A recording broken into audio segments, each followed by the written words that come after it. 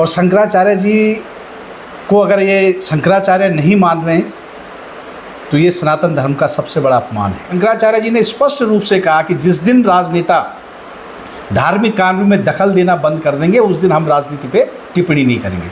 इन दिनों केदारनाथ मंदिर के निर्माण को लेकर विवाद पूरे उत्तराखंड से लेकर पूरे देश में देखने को मिल रहा है, तो वहीं दूसरी ओर शंकराचार्य द्वारा दिए गए केदारनाथ के सोने को लेकर बयान भी तूल पकड़ने लग गया है, जहां बीजेपी के विधायक का कहना है कि शंकराचार्य को मुकदमा दर्ज कराना चाहिए। अगर मैं केदारनाथ से सोना चोरी हुआ है तो उनको मुकदमा दर्ज करवाना चाहिए। उसके बाद बीकेटीसी अध्यक्ष का भी बयान आया है कि अगर मैं इस तरीके की बात है तो उनको कानूनन कार्रवाई करनी चाहिए। अभी हमारे साथ रघुवीर बिष्ट जी हैं, राज्य आंदोलनकारी भी हैं, उनसे हम बात करते हैं। स्वागत है बिष्ट जी आपका दैनिक उत्तराखंड में। धन्यवाद चौहान जी। लगातार आप देख रहे होंगे कुछ दिनों से जिस तरीके से दिल्ली में केदारनाथ मंदिर बन रहा है, उसके बाद से लगातार उत्तराखंड के साथ साथ पूरे देश में विवाद देखने को मिल रहा है। अब ये भी बयान देखे जा रहे हैं कि जिस तरीके से शंकराचार्य की एंट्री इस पूरे इन मामलों में होती है, सोने को लेकर या मंदिर बनने को लेकर, तो बीजेपी के नेताओं का या विधायक या चाहे बीकेटीसी का अध्यक्ष हो, उनका कहना है कि अगर मैं चोरी सोना हुआ है तो उनको मुकदमा दर्ज करवाना चाहिए। देखो जी चौहान जी, सबसे पहली बात है कि जो विधायक जी ने और बद्रीनाथ टेम्पल कमेटी के अध्यक्ष जी ने जो शंकराचार्य जी के बारे में बयान दिया है बहुत ही दुर्भाग्यपूर्ण है। एक तरफ तो वो कह रहे हैं कि वो संत होने के नाते हम उनका सम्मान करते हैं और दूसरी तरफ उनके बयानों पर आपत्ति दर्ज करते हैं और कहते हैं कि शंकराचार्य जो बद्रीनाथ टेम्पल कमेटी के अध्यक्ष अजेंद्र अजय जी हैं, वो तो कहते हैं कि ये शंकराचार्य है या नहीं भी हैं। तो सबसे बड़ी बात है कि सनातन धर्म में सबसे प्रमुख पद जो है वो है शंकराचार्य जी का, और शंकराचार्य जी को अगर ये शंकराचार्य नहीं मान रहे हैं तो ये सनातन धर्म का सबसे बड़ा अपमान है, क्योंकि शंकराचार्य की पदवी जो है वो कोई सरकार नहीं देती, कोई राजनीतिक पार्टी नहीं देती। शंकराचार्य की पदवी जो है वो काशी की विद्वत परिषद, उसमें शास्त्रार्थ होता है। उसके बाद जो है जो आदि शंकराचार्य जी ने जो 4 मठों का सांस्कृतिक राष्ट्रवाद को एकता के सूत्र में पिरोने के लिए चारों दिशाओं में मठों की स्थापना की थी, उन्हीं आदि शंकराचार्य के निर्देशों पर शंकराचार्यों की नियुक्ति होती है।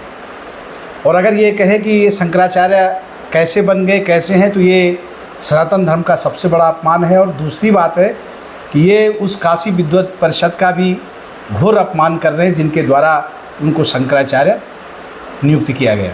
बीजेपी विधायक का कहना है जिस तरीके से लगातार बाहरी लोग उत्तराखंड में बस रहे हैं, इनकी जनसंख्या बढ़ रही है, लैंड जिहाद हो रहा है, और जो हमारे हिंदू धर्म बचाने के लिए शंकराचार्य हैं वो इन चीज़ों पर नहीं बोलते हैं। उन्होंने ये भी सवाल उठाए। शंकराचार्यों ने हमेशा इन मुद्दों पर अपनी बात प्रमुखता से रखी, लेकिन सरकारें क्या कर रही हैं? जो आज ये बात उठा रहे हैं कि बाहरी लोग उत्तराखंड में आकर के बसे हैं, इसके लिए जिम्मेदार कौन है? इसके लिए जिम्मेदार सरकारें हैं। और करीब राज्य को बने हुए 23 साल हो गए, इसमें 12-13 साल तो भारतीय जनता पार्टी की सरकार थी, जो अपने आप को हिंदुत्व और सनातन धर्म की सबसे बड़ी हितैषी कहती है। उसके कार्यकाल में 13 साल तो उसका कार्यकाल, अगर यहाँ बाहरी लोगों की आबादी बढ़ी है तो ये उनके कार्यकाल में बढ़ी है। सबसे ज़्यादा शासन तो उन्होंने किया हुआ है। और दूसरी मैं आपको एक बात और बताना चाहता हूँ चौहान जी, कि यही भारतीय जनता पार्टी है जिसने 233 मलिन बस्तियों को नियमितीकरण करने के लिए ये विधानसभा के अंदर अध्यादेश लाती है, और इनका दोहरा चरित्र लोगों के सामने स्पष्ट रूप से दिखता है। इसी और इनको आप इन्हीं का वो देख लीजिए किस प्रकार से ये खुद ही सनातन धर्म के विरोध में काम कर रहे हैं। ये पूरा उत्तराखंड नहीं, पूरा देश जानता है। जहाँ तक केदारनाथ मंदिर के सोने का गायब होने का सवाल है, भगवान केदारनाथ हमारे करोड़ों लोगों की आस्था का प्रतीक है, और जिस दिन 230 किलो सोना एक मुंबई के व्यापारी ने कहा था कि मैं जो गर्भगृह में पड़ते सोने की लगाऊंगा, उस दिन देश के इलेक्ट्रॉनिक मीडिया ने, प्रिंट मीडिया ने ज़ोर से इस मुद्दे को उठाया था कि ये राज्य सरकार की सबसे बड़ी उपलब्धि है कि आज दानी दाता जो है 230 किलो सोना गर्भगृह के उस पे परतू पे चढ़ाया गया। अगर वास्तव में सरकार अगले दिन खंडन करती कि ये 230 किलो सोना नहीं है तो इस पे प्रश्न ही नहीं उठता। सरकार ने आखिर खंडन क्यों नहीं किया? बद्रीनाथ केदारनाथ मंदिर समिति ने उसका खंडन नहीं किया कि भाई जब इलेक्ट्रॉनिक मीडिया, प्रिंट मीडिया में ये बातें आ रही थी कि 230 किलो सोना दान किया गया, उस समय तो न सरकार की ओर से और न बद्रीनाथ टेम्पल कमेटी की ओर से इसका खंडन आया। और आज अगर कोई प्रश्न उठा रहे हैं तो उसकी जांच शंकराचार्य जी के लिए कहा जा रहा है कि आप थाने में जाकर के मुकदमा दर्ज करो। शंकराचार्य सनातन धर्म के सबसे शीर्षस्थ पद पे विराजमान व्यक्ति होते हैं और उनसे कहा जा रहा है कि आप थाने जाकर के मुकदमा दर्ज कराओ। इससे ज़्यादा सनातन धर्म के प्रमुख का अपमान और कोई नहीं हो सकता। सरकार किस लिए? सरकार इसलिए है कि कोई थाने में जाकर के रिपोर्ट दर्ज कर वो स्वतः संज्ञान नहीं ले सकती। और ये केवल शंकराचार्य जी ने नहीं कहा, इस पर तो जो वहाँ के पुजारी हैं, जो वहाँ के लोग हैं, उन्होंने सबने प्रश्न उठाया। और आपने देखा होगा कि जब गर्भगृह में सोने की परतें लगाई गई थी, जिस गर्भगृह में कोई फ़ोटो नहीं खींच सकता था, वहाँ पे जो है बद्रीनाथ टेम्पल कमेटी के अध्यक्ष अपनी अंदर की फ़ोटो खिंचवा करके फेसबुक पे डालते हैं। ये मंदिर समिति के नियमों का भी उल्लंघन है। वो तो कह रहे हैं कि बेवजह इन मामलों को तूल दिया जा रहा है। मंदिर समिति पहले भी बता चुकी है कि 23 किलो लगभग सोना है, बाकी इसमें तांबे की इसमें प्लेटें हैं। वो कह रहे हैं आप तो बेवजह इस चीज़ों को तूल दे रहे हैं, और क्योंकि दानदाता ने किसी ने चढ़ावा यहाँ पर दिया है तो इसमें भ्रष्टाचार क्या है? वो तो दानदाता ने दान किया है।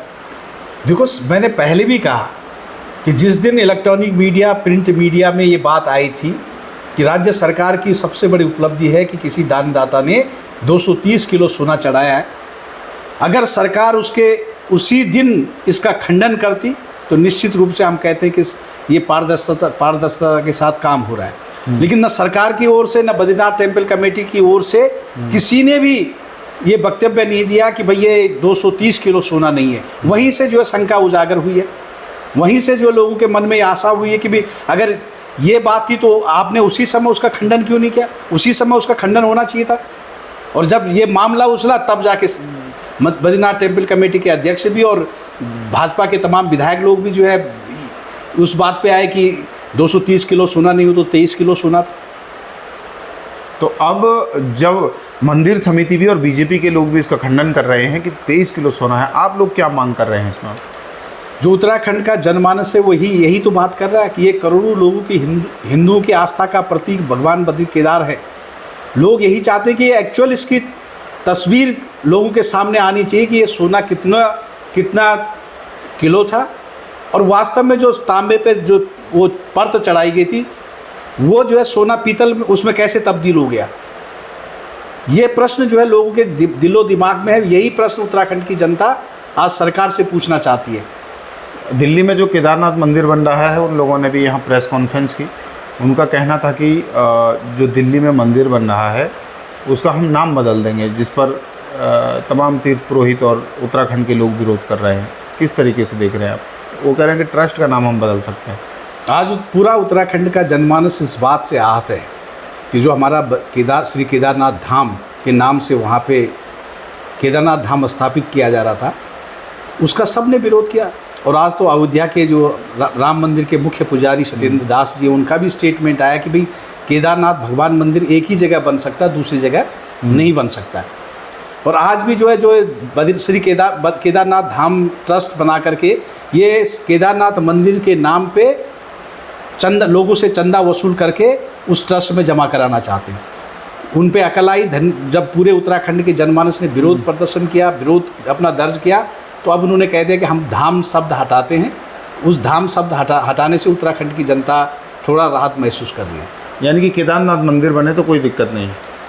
जैसे मंदिर बनाने में भी कोई दिक्कत नहीं थी। मंदिर आपत्ति क्या थी कि जो शिलालेख, जो शिलापट वो केदारनाथ से ले गए हैं, उस शिलापट को वो वहीं स्थापित करें, वहाँ से जहाँ शिला भूमि पूजन हुआ है उससे वहाँ स्थापित करें, तब लोग जो है इसका विरोध करना बंद कर देंगे। और दूसरा सबसे बड़ी बात है कि जो विधायक जी और वो कह रहे थे श्री बद्रीनाथ केदारनाथ टेम्पल कमेटी के अध्यक्ष कह रहे थे कि शंकराचार्य जी किसी पार्टी का एजेंडा चला रहे हैं, उनको जो है राजनीतिक बातों पे नहीं बोलना चाहिए। लेकिन जब हमारे शीर्षस्थ नेता, चाहे मुख्यमंत्री हो चाहे प्रधानमंत्री हो, जब ये मंदिरों का शिलान्यास करने खुद चले जाएंगे तो धर्माचार्य क्या करेंगे? हाँ, अगर मंदिरों का शिलान्यास करने प्रधानमंत्री जी अयोध्या में जाते हैं, मुख्यमंत्री जी हमारे बुराड़ी में दिल्ली में जाते हैं, और अगर शंकराचार्य इस पे भी बोलते हैं तो वो कहते हैं ये राजनीतिकरण हो रहा है। शंकराचार्य जी ने स्पष्ट रूप से कहा कि जिस दिन राजनेता धार्मिक कानून में दखल देना बंद कर देंगे उस दिन हम राजनीति पे टिप्पणी नहीं करेंगे। Thank you. दैनिक उत्तराखंड से बात करने के लिए बहुत बहुत धन्यवाद। धन्यवाद। तो ये था हमारे साथ रघुवीर बिष्ट जी हैं। उन्होंने बताया कि जिस तरीके से उनका कहना है कि जो केदारनाथ मंदिर को लेकर उत्तराखंड के तीर्थ पुरोहित और उत्तराखंड के साथ साथ देश के लोग विरोध कर रहे हैं। उनका कहना है कि जो शिला यहाँ से लेकर दिल्ली ले जाई गई है वो शिला को वापस लेकर जिस जगह से शिला लेकर जा रखे हैं वहीं वापस होनी चाहिए। लेकिन जो सुरेंद्र रौतेला लोग मंदिर दिल्ली में बना रहे हैं उनका कहना है कि किसी तरीके की भी शिला वो केदारनाथ से नहीं लेकर गए हैं। प्रेस कॉन्फ्रेंस में उनका ये भी कहना है कि वो धाम शब्द को हटाने का काम करेंगे। तो वहीं जो उत्तराखंड के लोग हैं, अभी रघुवीर बिष्ट का भी साफ कहना यही है कि जिस तरीके से बीजेपी सरकार ने पहले जनता के साथ छलाव किया, सोने को ज़्यादा बताया और विरोध होने के बाद अब कह रही है कि मात्र 23 किलो सोना ही वहाँ लगा था। इस पूरे मामले पर बीकेटीसी को अपना स्टैंड क्लियर करना चाहिए। देहरादून से दैनिक उत्तराखंड के लिए मनोज चौहान।